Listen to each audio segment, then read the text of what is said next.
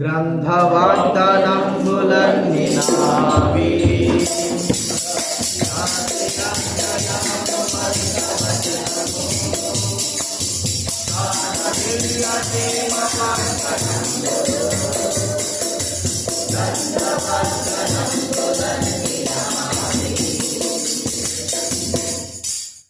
కూర్చొని ఆరాధన వర్తమానం ఉందా?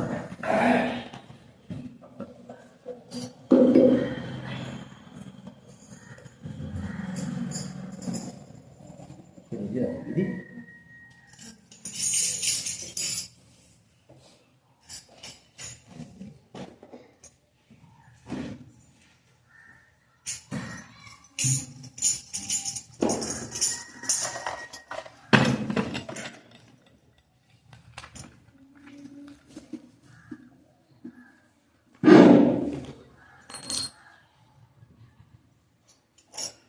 ఆరాధనలో ప్రవేశించే ముందు దేవుని యొక్క పరిశుద్ధ గ్రంథంలో నుంచి మనం దేవుని ఏ విధంగా ఆరాధించాలో చూసి మనం ఆరాధనలో ప్రవేశిస్తాం. కాబట్టి కీర్తనల గ్రంథంలో నుంచి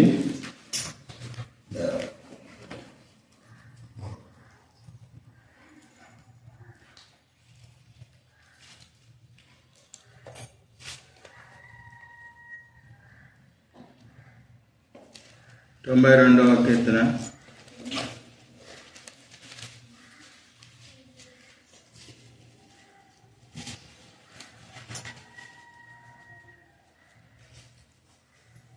కీర్తన గ్రంథము 92వ కీర్తన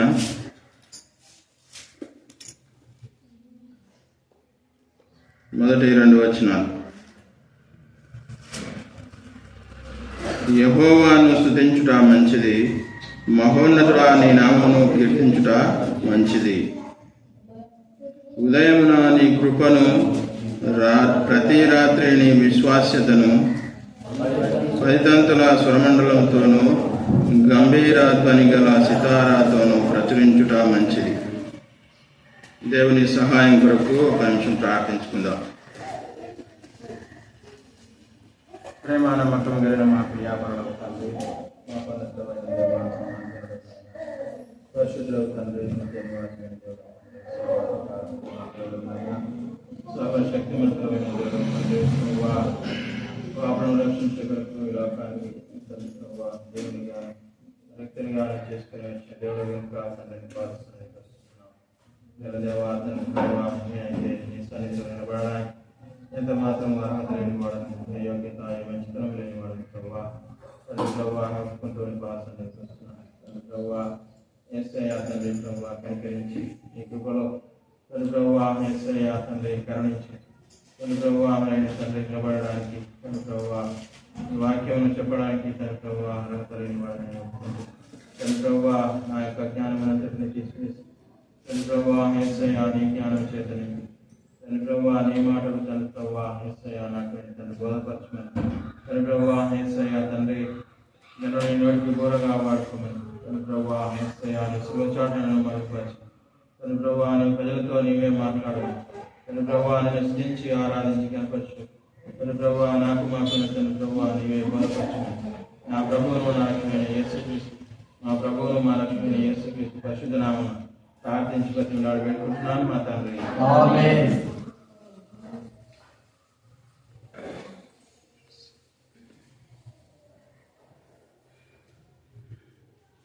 యెహోవాను స్తుతించుట మంచిది, మహోన్నతుడా నీ నామమును కీర్తించుట మంచిది.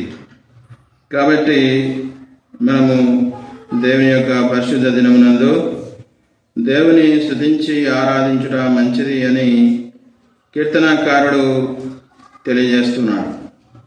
కాబట్టి ఈ కీర్తనలో దేవుడైనటువంటి సర్వాధికారం కలిగినటువంటి సర్వశక్తిమంతుడైనటువంటి దేవుడు యెహోవాను స్తుతించుట మంచిది, ఆయన నామము పరిశుద్ధమైనది, ఆయన నామము మహోన్నతమైనది, ఆయన నామము సర్వోన్నతమైనటువంటి దేవుడు కాబట్టి, సర్వశక్తిమంతుడైన దేవుడు కాబట్టి ఆయనను స్తుతించి ఆరాధించాలని తెలియజేస్తూ వస్తున్నాడు. కాబట్టి మహోన్నతుడా అని నామం కీర్తించుట మంచిది. ఆయన ఎలాంటి వాడంట? మహోన్నతుడైనటువంటి దేవుడు, మహాగణుడైనటువంటి దేవుడు. కాబట్టి ఆ మహాగణుడైనటువంటి దేవుడు ఈ లోకంలో ఉన్నటువంటి మానవులను ఎంతగానో ప్రేమించి, కాబట్టి వారి కోసము తన ప్రాణాన్ని సైతము ఇవ్వడానికి కోసమే యేసుక్రీస్తు ప్రభు ఈ లోకానికి వచ్చినట్టుగా మనం చూస్తా ఉన్నాం. కాబట్టి ఉదయమున నీ కృపను, ప్రతి రాత్రి నీ విశ్వాస్యతను, ఉదయమున ఏమదంట ఆయన యొక్క కృప, దేవుని యొక్క కృపను మనము కొనియాడే వారంగా ఉండాలని దేవుడు తెలియజేస్తున్నాడు. ప్రతి రాత్రి నీ విశ్వాస్యతను, దేవుని యొక్క విశ్వాస్యత. కాబట్టి దేవుని యొక్క విశ్వాస్యతను మనము కొనియాడే వారంగా, ఆయన స్తుతించి ఆరాధించే వారంగా ఉండాలని దేవుడు తెలియజేస్తూ వస్తున్నాడు. కాబట్టి చూసినట్టయితే ఆదికాండము 14వ అధ్యాయంలో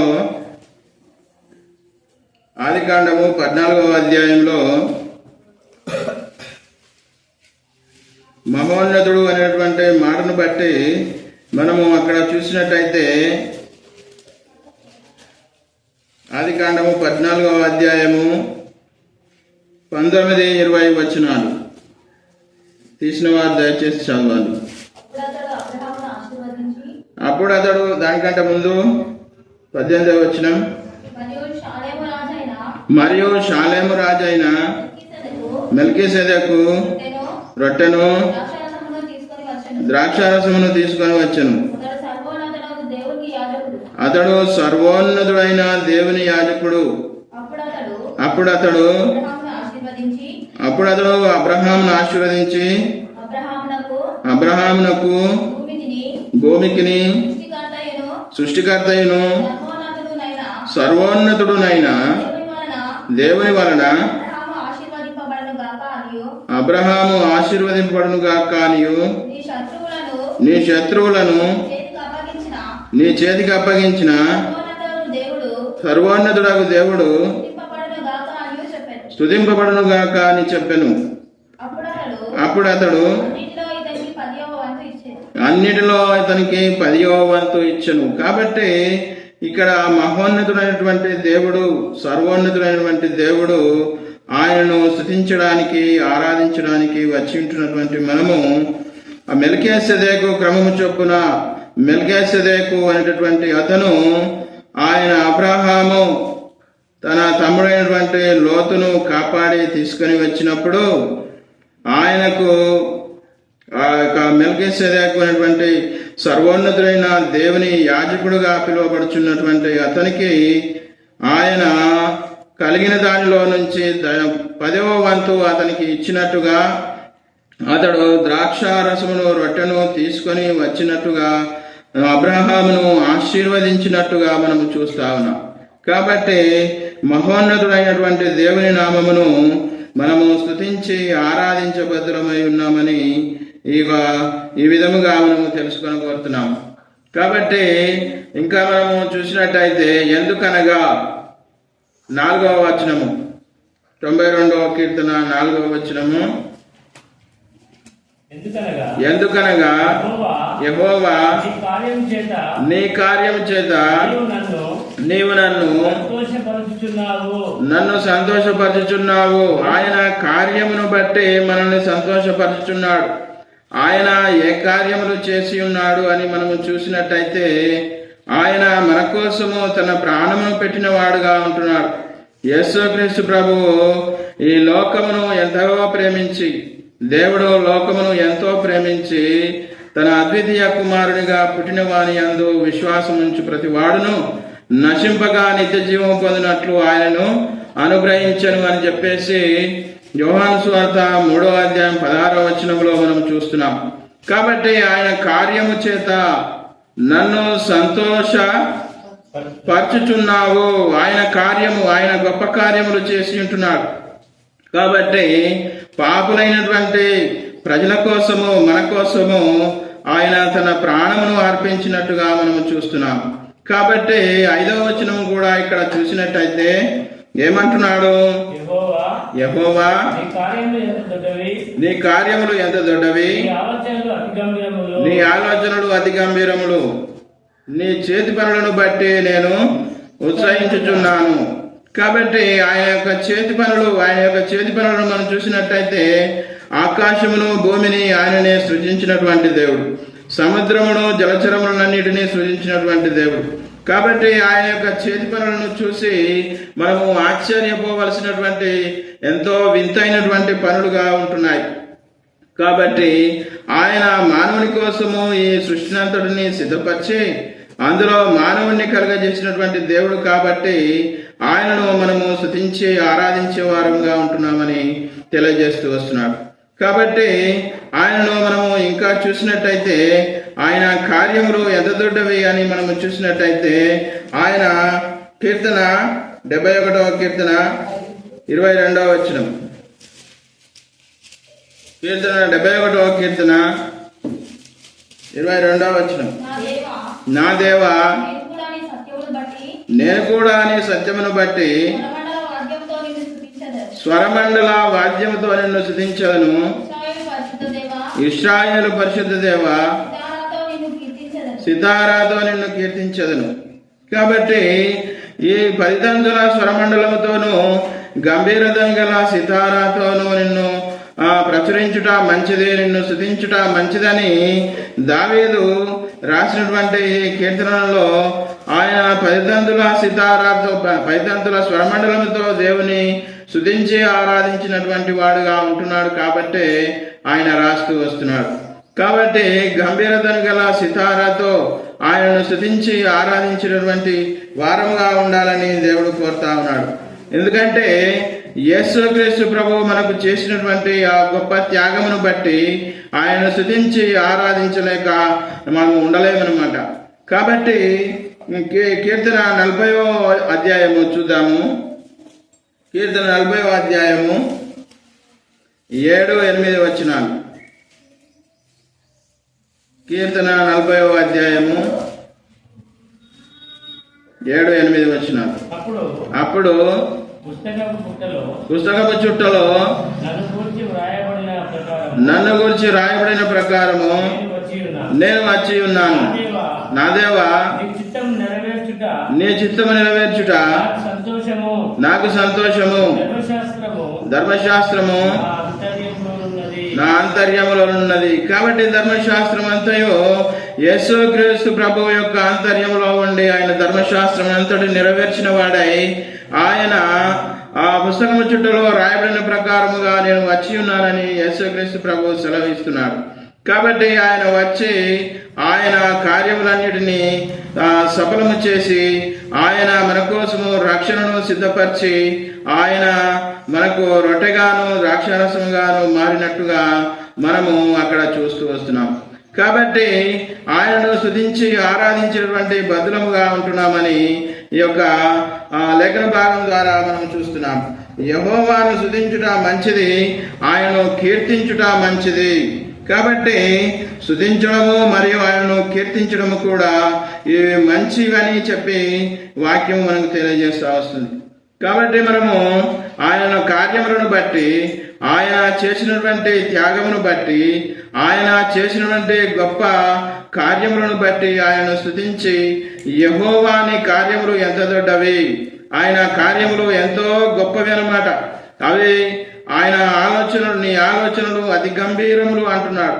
కాబట్టి మనము ఆయన యొక్క కార్యములను గ్రహింప శక్యముగానటువంటి విధానంలో ఉంటున్నాయని దేవుడు తెలియజేస్తూ వస్తున్నాడు.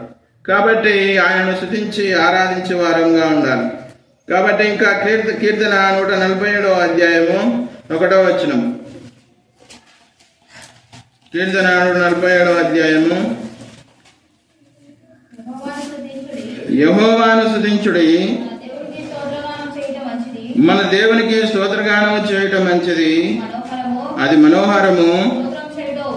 స్తోత్రము చేయుట ఒప్పిదము. కాబట్టి దేవుడైన యెహోవాను స్తుతించుట, యేసుక్రీస్తు ప్రభువును బట్టి మనము దేవుడైన యెహోవాను స్తుతించి ఆరాధించబద్దులమై ఉన్నామని ఇక్కడ మనకు తెలియజేస్తూ వస్తున్నాడు.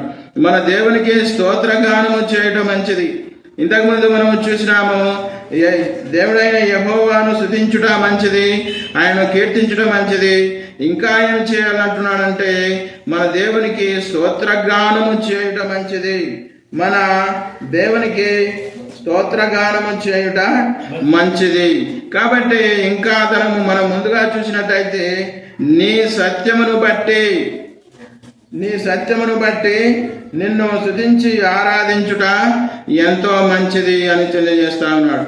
కాబట్టి ఇంకా మనము చూసినట్టయితే 135వ కీర్తన 1-2 వచనాలు. యెహోవాను స్తుతించుడి, యెహోవా నామమును స్తుతించుడి, యెహోవా సేవకులారా, యెహోవా మందిరములో, మన దేవుని మందిరము ఆవరణములో నిలుచుండు వారలారా యెహోవాను స్తుతించుడి. కాబట్టి ఆయన పరిశుద్ధ మందిరమునకు వచ్చి ఆయన మందిరంలో నివసించు వారలారా, కాబట్టి ఆయన మందిరంలో నిలుచుండు వారలారా, ఆయన ఆవరణములో నిలుచుండు వారలారా, ఆయనను దేవుడైన యెహోవాను స్తుతించుడి అని ఇక్కడ తెలియజేస్తున్నాడు. యెహోవాను స్తుతించుడి, యెహోవా నామమును స్తుతించుడి, యెహోవా సేవకులారా, యెహోవా మందిరములో, మన దేవుని మందిరపు ఆవరణములో నిలుచుండు వారలారా యెహోవాను స్తుతించుడి. కాబట్టి ఆయన పరిశుద్ధ నామమును స్తుతించాలి, ఆయనను స్తుతించాలి. ఆయన మన దేవుడైనటువంటి యేసుక్రీస్తు ప్రభువును మనము స్తుతించే వారముగా ఉండాలని మనకు తెలియజేస్తున్నాడు. కాబట్టి ఆయనను స్తుతించి ఆరాధించే వారముగా మొదట ఏమి చూసినామంటే, మనం ఏం చూసినాము, యెహోవాను స్తుతించుట మంచిది, యెహోవాను కీర్తించుట మంచిది అని మొదటిగా చూసినాం. తర్వాత రెండవది, నా దేవా నేను కూడా నిన్ను స్తుతించదనని తెలియజేస్తూ వస్తున్నాడు. ఏదాన్ని బట్టి? ఆయన కృపను బట్టి మనము రక్షణలోనికి ఆయన మనల్ని తీసుకొని వచ్చి ఉంటున్నాడు.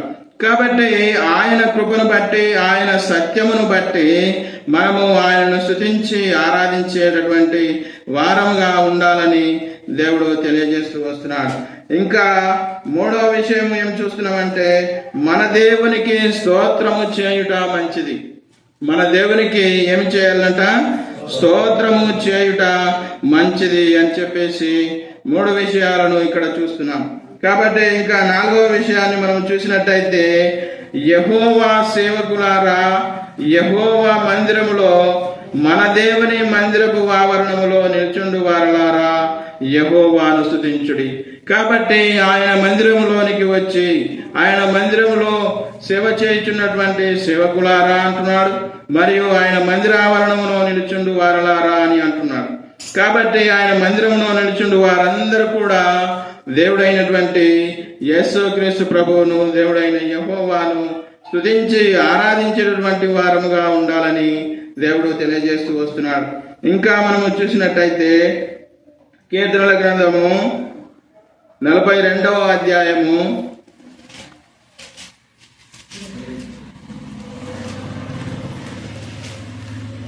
42వ అధ్యాయము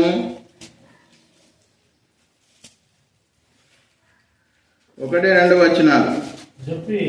దొబ్బి నీటి వాగుల కొరకు ఆశపడినట్లు దేవా, నీ కొరకు నా ప్రాణము ఆశపడుచున్నది.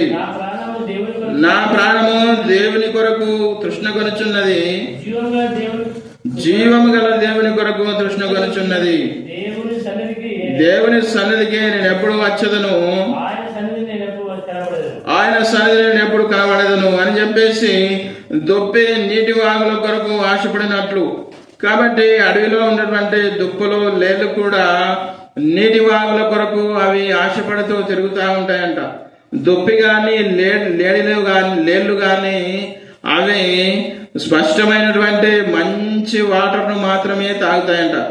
కాబట్టి ఆ మంచిగా ఉండేటువంటి నీళ్లను కాబట్టి వేరే జంతువులు వచ్చి ఆ యొక్క నీటిని పారుతున్నటువంటి నీటిని కదిలించినప్పుడు అవి కింది నుంచి మట్టి మీదికి వచ్చి అవి అంతా కూడా నీళ్లు ఏ విధంగా డస్ట్గా అంటే మురికిగా మారుతాయో అటువంటి నీళ్లు లేళ్లు గాని దుప్పులు గాని తాగాయి అని చెప్తున్నాడు. దొప్పి నీటి వాగుల కొరకు ఆశపడినట్లు దేవా నీ కొరకు నా ప్రాణము ఆశపడుచున్నది. నా ప్రాణము దేవుని కొరకు తృష్ణగొనుచున్నది, జీవము గల దేవుని కొరకు తృష్ణగొనుచున్నది. మన దేవుడు ఎలాంటి వాడని తెలియజేస్తా ఉన్నాడంటే జీవము గల దేవుడు. ఎటువంటి దేవుడు అంట? జీవము కలిగినటువంటి దేవుడు. కాబట్టి ఆ జీవాధిపతి అయినటువంటి దేవుణ్ణి మనము స్తుతించి ఆరాధించేటువంటి వారముగా, ఆయన స్తుతించి గణపరిచి ఆయన మయపరిచేటువంటి వారముగా మనం ఆయన స్తుతించాలని తెలియజేస్తూ వస్తున్నాడు.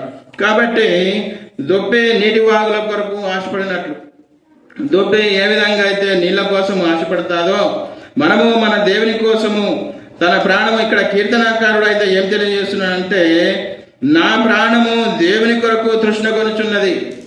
తృష్ణ అనేటటువంటి మాట మనము చూసినట్టయితే అది ఏమిదంట? దప్పి కలిగి ఉండడం. తృష్ణ అంటే అధికమైనటువంటి దప్పిక, అధికమైనటువంటి దాహాన్ని కలిగి ఉండడం అనేది తెలియజేస్తుంది తృష్ణ అంటే. కాబట్టి జీవము కలిగిన దేవుని కొరకు తృష్ణ కొనుచున్నది. నా ప్రాణము ఎవరి కోసం తృష్ణ కొనుచున్నది అంటే జీవము కలిగినటువంటి దేవుడు. ఆ జీవం కలిగినటువంటి దేవుడే యేసుక్రీస్తు ప్రభువు. ఆయన నీ కోసము నా కోసము ఈ లోకానికి వచ్చి నీ పాపముల కోసమై నా పాపముల కోసమై ఆయన కల్వరి శిలువలో బలియాగమై మరణించి ఆయన సమాధి చేయబడి 3వ దినమున తిరిగి లేచినటువంటి దేవుడు. ఆయన ఒలీవల కొండ నుంచి ఆరోహణమై పరలోక రాజ్యమునకు వెళ్ళినటువంటి దేవుడు. కాబట్టి ఆయన ఏ విధంగా అయితే ఆ ఒలీవల కొండ నుంచి పరలోక రాజ్యమునకు ఆరోహణమై వెళ్ళినాడో అదే విధముగా మరలా అతను రానయింటున్నాడు. కాబట్టి ఆయన రానయినటువంటి దేవుడు, జీవాధిపతి అయిన దేవుడు, జీవాధారమైనటువంటి దేవుడు, ఆయనే జీవపు ఊట అయినటువంటి దేవుడు అని తెలియజేస్తూ వస్తున్నాడు. కాబట్టి ఇంకా మనం చూసినట్టయితే కీర్తన 63వ అధ్యాయము, కీర్తన 63వ అధ్యాయము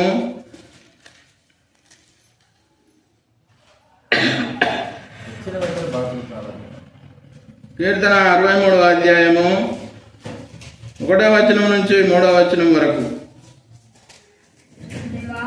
దేవా నా దేవుడవు నీవే, వేకువనే నిన్ను వెతుకుదును, నీ బలమును నీ ప్రభావమును చూడవలనని పరిశుద్ధాలయమందు నేను ఎంతో ఆశతో నీ తట్టు కనిపెట్టి ఉన్నాను. నీళ్లు లేక ఎండి ఉన్న దేశమందు చూసినవా నా ప్రాణము నీ కొరకు తృష్ణ కొని ఉన్నది అంటున్నాడు. కాబట్టి దేవా నా దేవుడవు నీవే.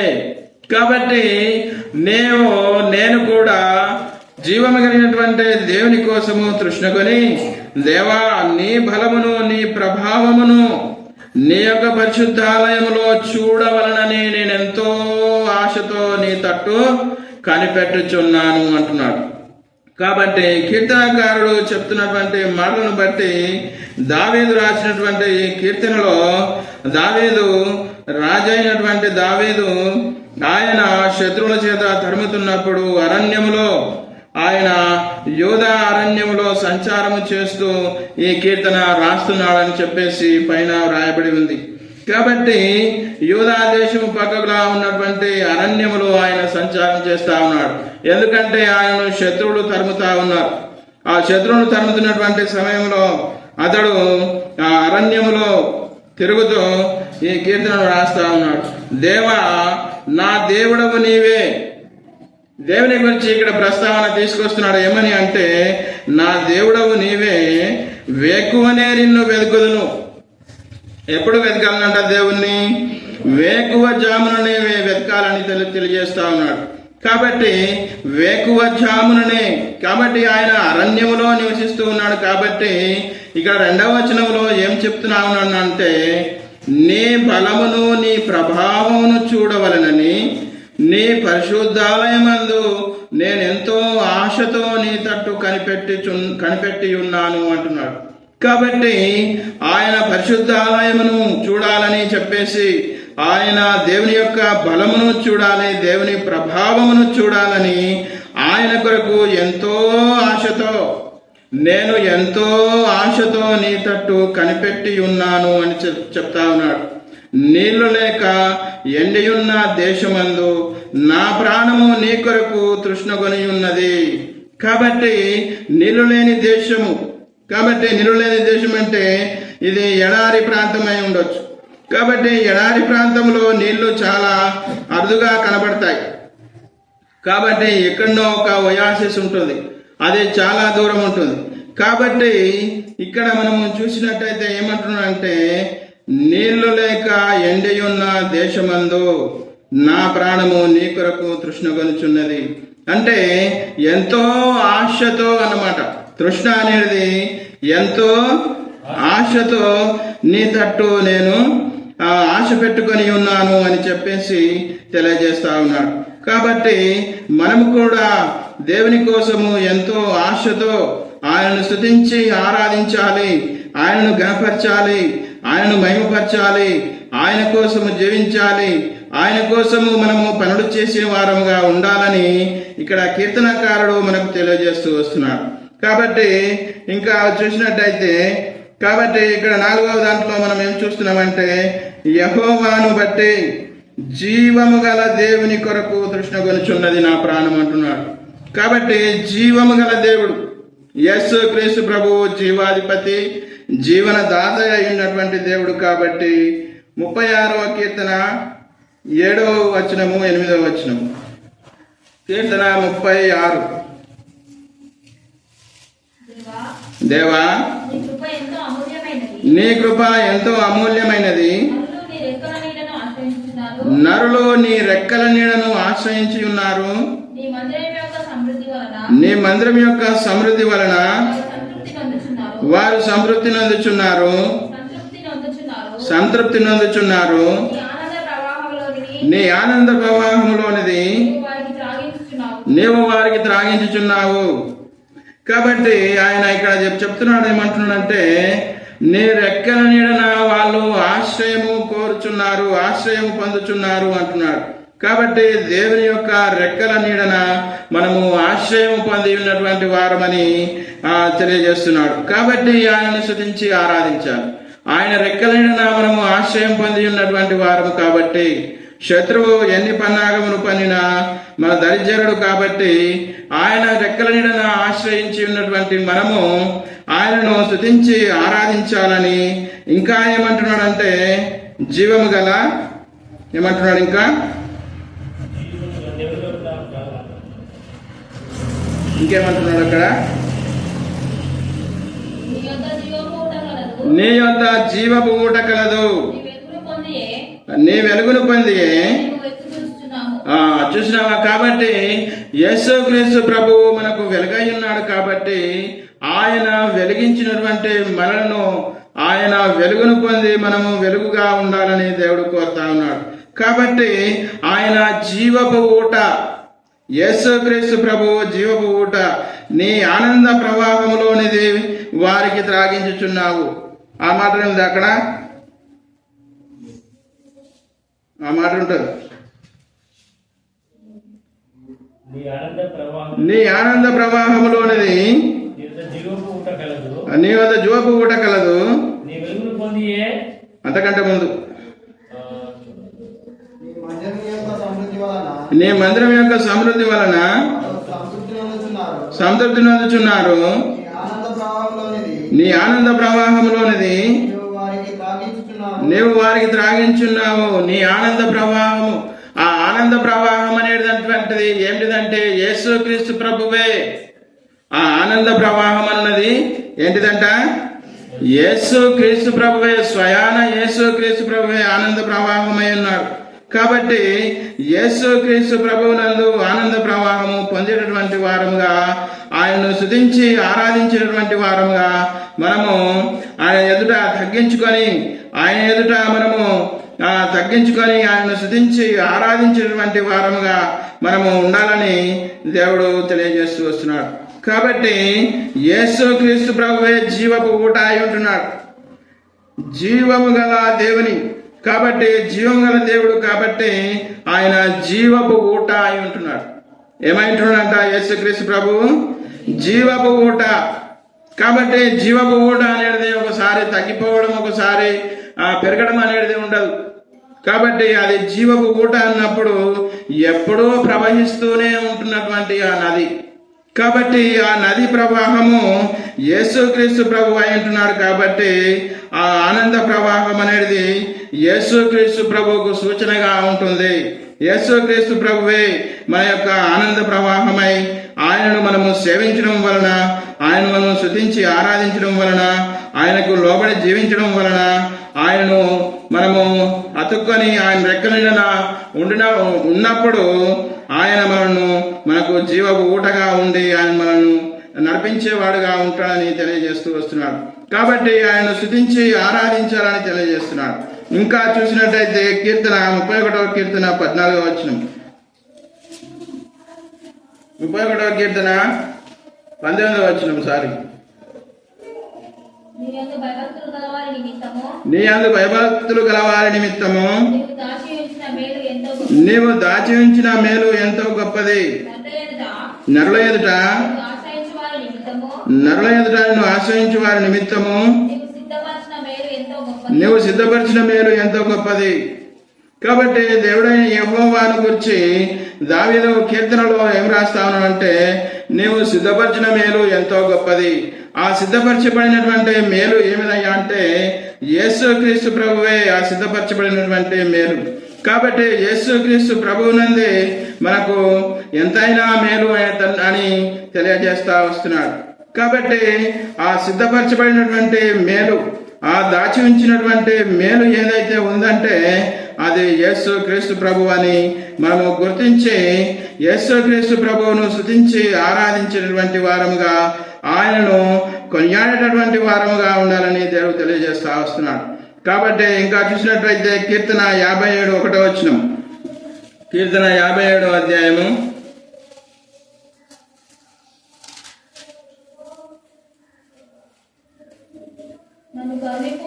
'నన్ను కరుణింపుము దేవా, నన్ను కరుణింపుము, నేను నీ శరణు చొచ్చి ఉన్నాను.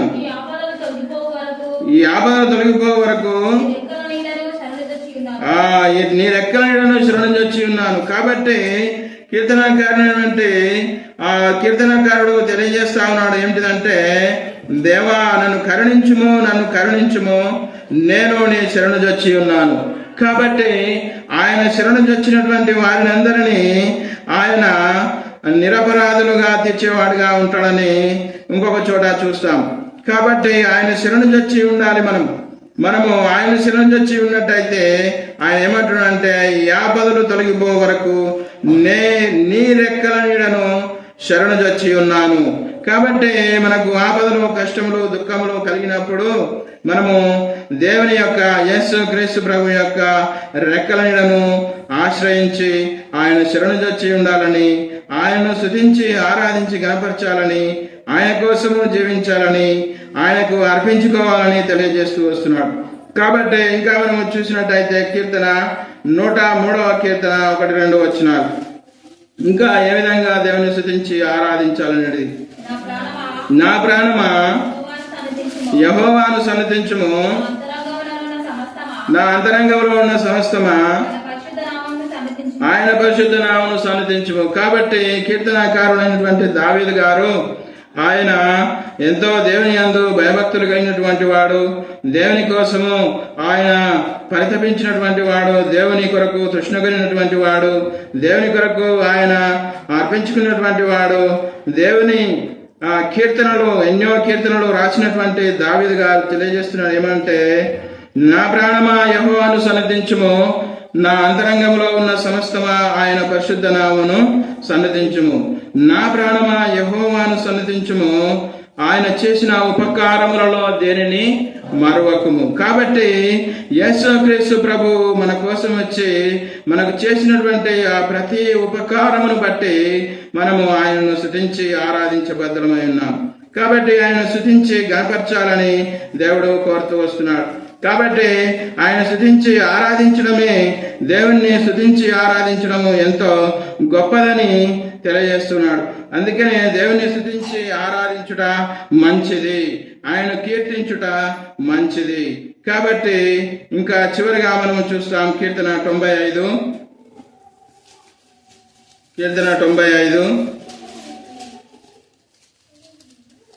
1వ వచనం. రండి యెహోవాను గూర్చి ఉత్సాహధ్వని చేయుదాము. రండి యెహోవాను గూర్చి ఉత్సాహధ్వని చేయుదాము. మన రక్షణ దుర్గమును బట్టి సంతోషగానం చేద్దాము. ఇది పాట కూడా ఉంది కదా, ఇది రండే యెహోవాను గురించి ఉత్సాహధ్వని చేద్దామని. కాబట్టి రండే యెహోవాను గురించి మనము ఆయనను స్తుతించి, ఆయనను ఉత్సహించి స్తుతించి ఆయన నామమును గణపరచుదామని.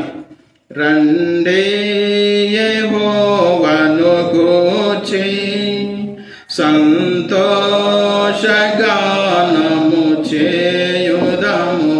రండి యెహోవాను గూర్చి సంతోషగానము చేయుదము. ఈ కీర్తనను బట్టి అక్కడ పాట రాయడం జరిగిందనమాట. కాబట్టి ఇక్కడ చూసినట్టయితే ఇంకా ఏమంటున్నాడంటే కృతజ్ఞతాస్తుతులతో ఆయన సన్నిధికి వచ్చదము. ఏ విధంగా రావాలంటే ఆయన సన్నిధికి కృతజ్ఞతాపూర్వకంగా కృతజ్ఞతాస్తుతులతో ఆయన మనకు చేసినటువంటి మేలు ఉపకారములను బట్టి, ఆయన మనకు చేసినటువంటి మన జీవితం పట్ల మన యొక్క విధానంలో ఆయన ఏమి చేసి ఉంటున్నాడంటే ఆయన ప్రాణమును మన కోసము త్యాగం చేసి ఉంటున్నాడు. కాబట్టి ఆయన చేసినటువంటి ఉపకారములను బట్టి కృతజ్ఞతాస్తుతులతో ఆయన సన్నిధికి వచ్చదము. కీర్తనలు పాడుచు ఆయన పేరట సంతోషము గానము చేయుదాము. ఇంకా ఏమంటున్నాడు 2వ వచనంలో, 95వ కీర్తన 2వ వచనంలో, కీర్తనలు పాడుచు ఆయన పేరట సంతోషగానము చేయుదాము. 3వ వచనమును చూసినట్టయితే యెహోవా మహాదేవుడు, దేవతలందరికీ పైన మహత్యము గల మహారాజు. కాబట్టి ఆయన మహాదేవుడై ఉంటున్నాడు. దేవుడైన యెహోవా దేవతలందరికంటే కూడా మహత్యము కలిగినటువంటి మహారాజుగా ఉంటున్నాడు. కాబట్టి ఆయనను స్తుతించి ఆరాధించాలని తెలియజేస్తా వస్తున్నాడు. కాబట్టి ఇంకా చూసినట్టయితే 4వ వచనాన్ని చూద్దాం. భూమి అగాధ స్థలములు ఆయన చేతిలోనున్నవి, పర్వత శిఖరములు ఆయనవే. కాబట్టి భూమి అగాధ స్థలములన్నీ కూడా ఆయన చేతిలోనున్నవి అంటున్నాడు. భూమి గాని సముద్రము గాని సమస్తము పర్వతము శిఖరములు అన్ని కూడా ఆయన చేతిలో ఉన్నవి. కాబట్టి ఆ దేవుని గురించి రాయబడినటువంటి ఆ వాక్యములను బట్టి ఏమంటున్నాడంటే దేవుడు ఏం చెప్తా వస్తున్నాడంటే ఆకాశము నా సింహాసనము, భూమి నా పాదపీఠము అంటున్నాడు. కాబట్టి ఆయన అంత గొప్ప ఐశ్వర్యవంతుడు అయి ఉంటున్నాడు. ఆకాశం అంతా కూడా ఆయన సింహాసనమై ఉంటుంది. ఆకాశ మహాకాశములు పట్టజాలని మహోన్నతుడైనటువంటి దేవుణ్ణి మనము స్తుతించి ఆరాధించాలని మనము వచ్చి ఉంటున్నాం. కాబట్టి దేవుణ్ణి స్తుతించి ఆరాధించాలని దేవుడు మనల్ని తెలియజేస్తూ వస్తున్నాడు. ఇంకా 5వ వచనాన్ని చూద్దాం. సముద్రము ఆయనది, ఆయన దాన్ని కలగజేసెను, ఆయన హస్తములో భూమిని నిర్మించెను. ఆయన మన దేవుడు, ఆయన మనం పాలించు ప్రజలము, ఆయన మేపు గొర్రెలము. కాబట్టి మనము ఆయన పాలించుచున్నటువంటి ప్రజలము. కాబట్టి ఆయన మేపుచున్నటువంటి గొర్రెల వంటి వారమై ఉన్నాం కాబట్టి మనము గొర్రెలు తప్పిపోయే స్వభావం కలిగి ఉన్నటువంటివి కాబట్టి మనము తప్పిపోయిన కానీ మరలా ఆయన సన్నిధికి వచ్చి దేవా నన్ను కరుణించమని ఇంతకుముందు మనము చూసిన వచనాన్ని. కాబట్టి దేవా నన్ను కరుణించుము, నీ రెక్కల చాటు నుండే నేను ఆశ్రయం పొంది ఉన్నాను కాబట్టి నా యెడల కృప చూపమని ఆయనను వేడినప్పుడు ఆయన కరుణించేవాడుగా, కటాక్షించేవాడుగా, ఆయన మనల్ని ఆదరించేవాడుగా ఉంటున్నాడు. కాబట్టి ఇక్కడ మనం చూసినట్టయితే 6వ వచనాన్ని చూద్దాం. ఆయన మన దేవుడు, మనము ఆయన పాలించు ప్రజలము. కాబట్టి ఆయన సర్వ ప్రపంచమును పాలిస్తా ఉన్నాడు, సమస్త లోకములను ఆయన పాలిస్తా ఉన్నాడు. కాబట్టి ఆయన పాలనలో ఉన్నటువంటి రాజ్యములన్నీ, భూమిపైన ఉన్నటువంటి రాజ్యములన్నీ కూడా ఆయననే పరిపాలించుచున్నాడు, ఆయననే అందరికీ అధికారం ఇచ్చి ఉంటున్నాడు. కాబట్టి రాజులేమి, ప్రధానులేమి, అధ్యక్షులేమి ఎవరైనాను వీరందరికీ అధికారం ఎవరిచ్చినారంటే దేవుడే వారికి అధికారం ఇచ్చి, అవకాశం ఇచ్చి వారిని గొప్పవారిగా చేసి ఉండి వారి ద్వారా పరిపాలన చేస్తూ ఉన్నాడని తెలియజేస్తున్నాడు. కాబట్టి ఆయన పాలించినటువంటి ప్రజలమైనటువంటి మనము ఆయన మేపు గొర్రెలమై ఉన్నాం. కాబట్టి ఇంకా 7వ వచనాన్ని చూసి మనము ఆరాధనలో ప్రవేశిస్తాం.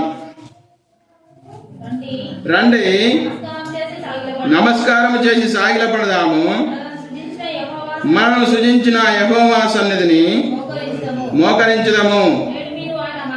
నేడు మీరు ఆయన మాటను అంగీకరించిన యెడల ఎంత మేలు. కాబట్టి ఆయన మాటను అంగీకరించి ఆయనకు లోబడి రండి నమస్కారం చేసి సాగిలపడదాము, మనలను సృజించినటువంటి యెహోవా సన్నిధిని మోకరించుదాము. కాబట్టి మనల్ని సృజించినటువంటి దేవుడు, మనలను ఈ లోకంలో పుట్టించినటువంటి దేవుడు, మనలను ఈ లోకంలో పుట్టించి అంతవరకే కాదు, మనలను రక్షించడానికి కోసము తన ప్రాణాన్ని త్యాగం చేసి ఆయన మనలను రక్షించి మనల్ని కాపాడుచున్నటువంటి, మనల్ని పోషించుచున్నటువంటి దేవుడు, మనల్ని పోషిస్తూ ఆదరిస్తున్నటువంటి దేవుడు, ఆపదల నుంచి, కష్టముల నుంచి, దుఃఖముల నుంచి, అన్నిటి నుంచి విడిపించి, శత్రు భయములన్నిటి నుంచి విడిపించి కాపాడుచున్నటువంటి దేవుడు. కాబట్టి రండి నమస్కారం చేసి సాగిలపడదాము, మనల్ని సృజించిన యెహోవా సన్నిధిని మోకరించుదాము. కాబట్టి ఆయనను స్తుతించి ఆరాధించేటువంటి వారంగా మనం ఆయనను స్తుతించి ఆరాధిద్దాం. లేచినబడి మనం పాట పాడుకుందాం. రండి యెహోవాను గూర్చి అనేటువంటి పాట పాడుకుందాం. చూడండి.